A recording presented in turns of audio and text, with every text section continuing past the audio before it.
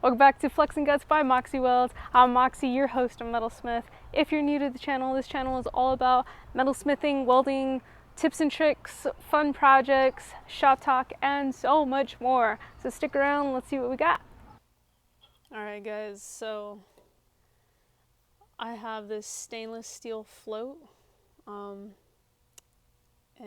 it's a float for a steam tank, basically. So it gets very hot, there's moisture. Well, when this got tested, it was like about halfway full of water. So whoever tested it, drilled a hole, drained it out, gave it to me, and said, fix it. So first, take that off. So I definitely gave it a visual inspection. I didn't see any area of where water might be getting in from. There's no hole or anything in here where that stem was coming from. It's just blocked off. It's just a piece that was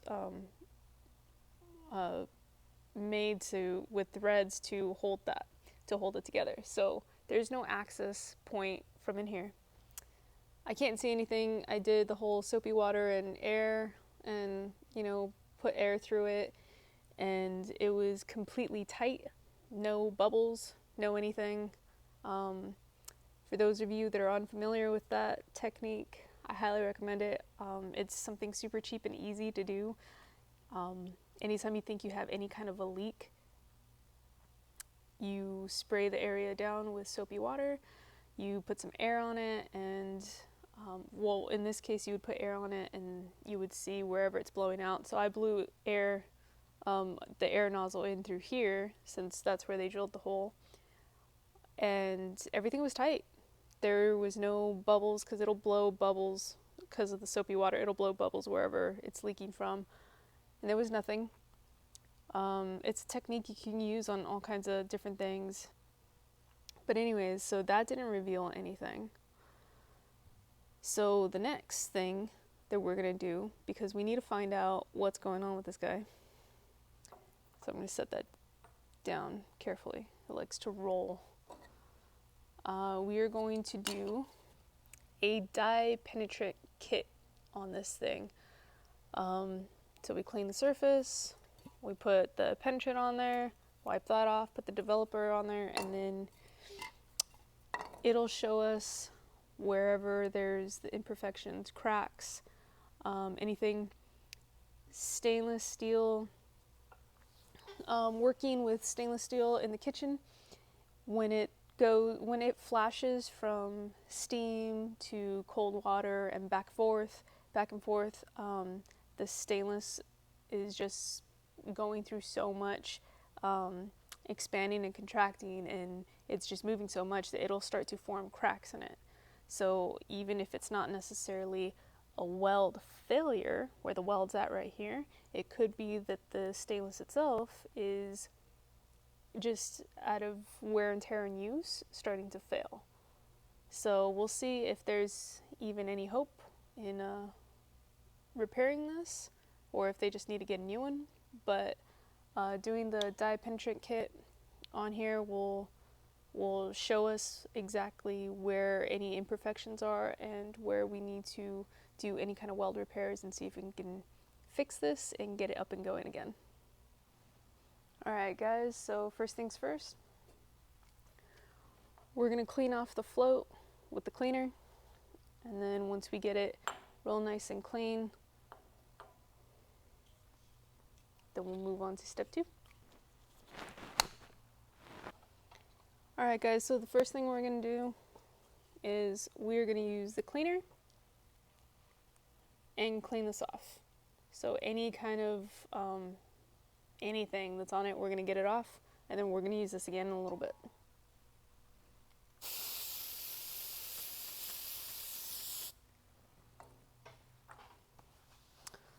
Also, I want to give a shout out to Cameron Welding Supply for supplying pretty much every bit of welding gear that I have, unless it was passed down from my dad or I happened to buy it somewhere else. Yeah, look at how dirty that is. So we're just getting all that off. So I know it says spray directly on surface, but I wanted to do that first. So flip this over, and now that I got a lot of it off, now I'll spray directly on surface.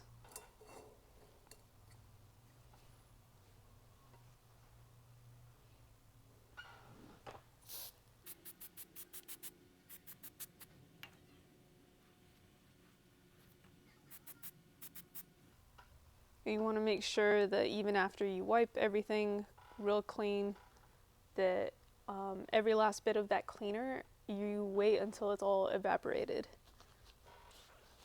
I'm just gonna wipe it all down. And look at the difference between these two. So we just got all that junk off. Alright, we'll let it sit and evaporate any last little bits that are on there and dry up a bit before we put the penetrant on. And then we'll move forward. We're going to put the penetrant on, so this stuff. So I'm going to hold it from here, and then I'll flip it around as it dries and get the other side, get that side. You want to leave it, once you spray it on there, you want to leave it for like 5 minutes or more. So we'll spray it on and we'll let it sit.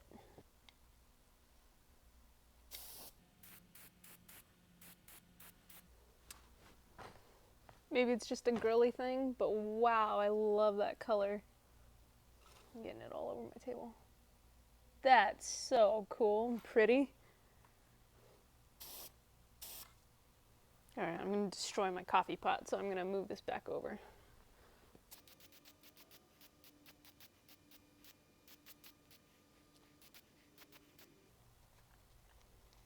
And then that's magnetic, so I just stand it up. It'll all run down, but I can clean it off. So we'll put the stem in.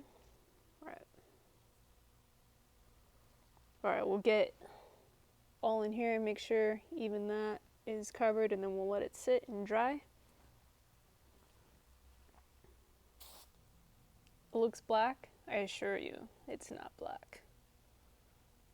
It's, yeah, like that pretty red color. Like, it's like a purplish, reddish, I don't know, but it's amazing. I love that color. So back to Cameron Welding Supply. Yeah, you can buy pretty much everything and anything you can think of online, which is cool. It'll be delivered right to your door, which is cool. Very convenient. But then you're missing out on all the fun of going into a cool weld shop and getting to browse and look around and talk to cool people and swap stories and stuff. So guys, I highly recommend go to your local weld shop and, you know, share the experience. It's fun. A lot more fun than just a few clicks online.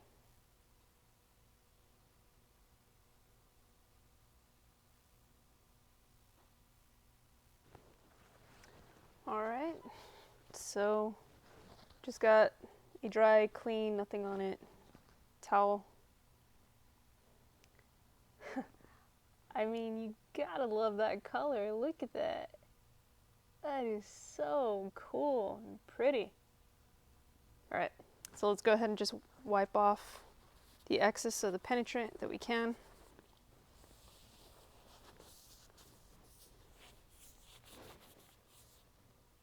It's cool. It goes from like black to like a reddish purple, and then goes to like a purple. I don't know what you call that, like a plum. I don't know my colors. One of my friends makes fun of me that I'm colorblind. I don't think I'm colorblind. I just don't know my colors. I make up my own words or my own names for different colors. Yeah.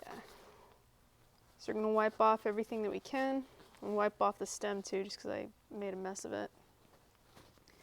And then once we do this go around with the clean, dry towel, Then we'll go ahead and put some of that cleaner back on, or not directly on the float, but we'll spray it onto a rag, a clean rag, and then try and wipe it off like that. All right, so that's how it's looking right now. So let's use the cleaner now. So we're just going to spray a little of the cleaner on this clean rag.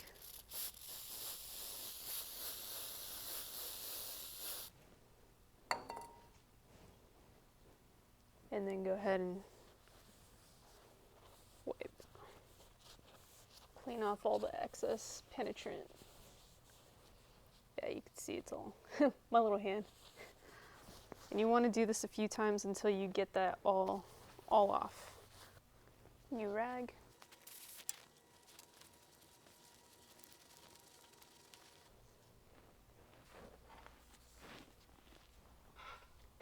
All right, so now that we got it all cleaned up, or at least it looks cleaned up, right?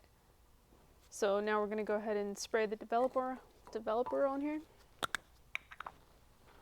And this one you got to shake. All right, so once you shake it up really good, and you hear that rattle going. Okay.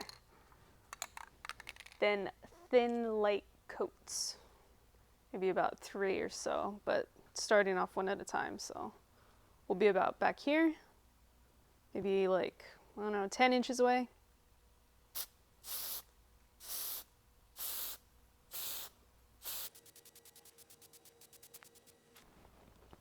It's getting all frosty and you can start to see all the little pink coming out. And that's just one thin coat.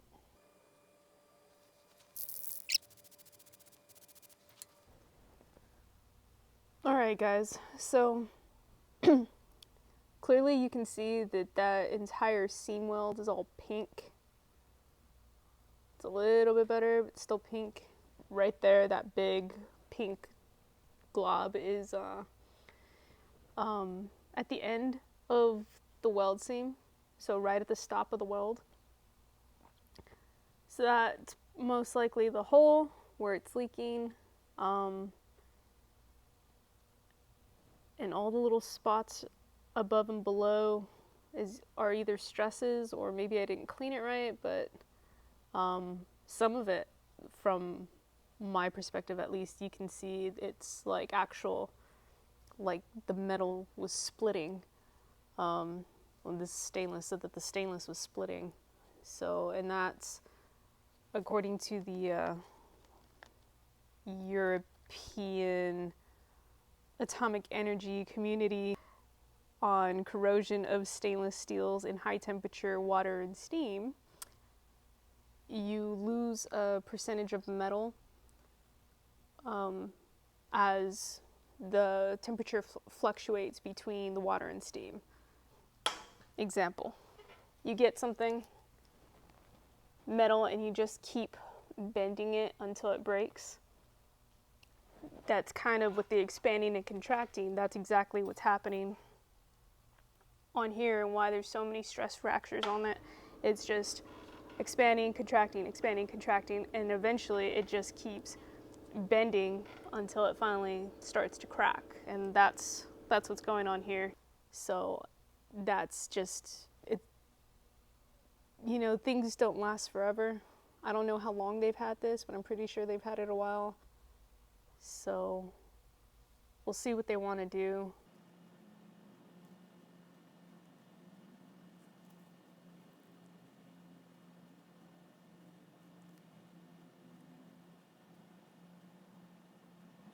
But yeah, so that's the beauty of using dye penetrant.